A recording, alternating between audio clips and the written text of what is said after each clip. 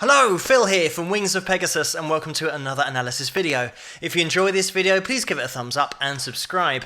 On the agenda tonight, we have Chris Duarte and he's going to be playing through Shiloh and then he's going to be leading into Something Wicked as well. So let's get Chris up on screen and see how he gets on.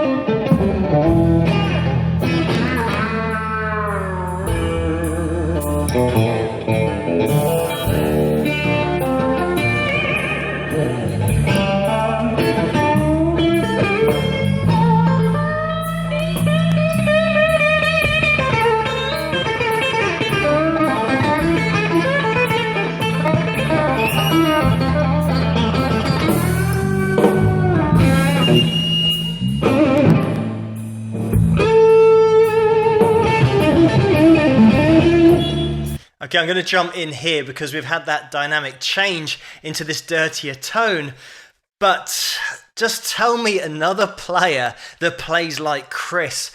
I mentioned in other videos about anchoring of the right hand and how some players prop the guitar into a comfortable position for more technical passages to make sure that everything's in exactly the same place as when they were practicing. And Chris absolutely throws the rulebook out the window because he moves all over the place. Even with really technical passages, he's putting together some really cool blues lines here, but he's throwing the guitar all over the place, and it's just the way that he plays. Another thing that you'll notice is the way that he transitions from the pick to then hybrid picking and then using his finger to strum, and he just uses all kinds of techniques, and it's not wild techniques. He's worked at this a hell of a lot because you have to in order to be as accurate as he is, considering the amount of movement that he's throwing in there, and he gets even more animated later on.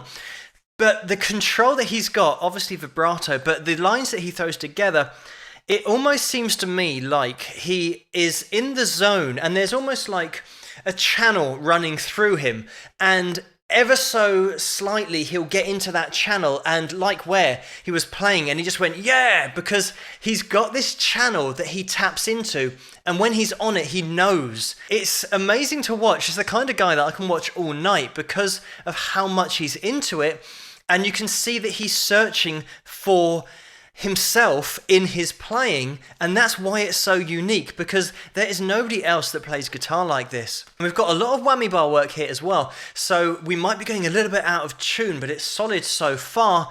And the way that Chris throws phrases together is absolutely unpredictable.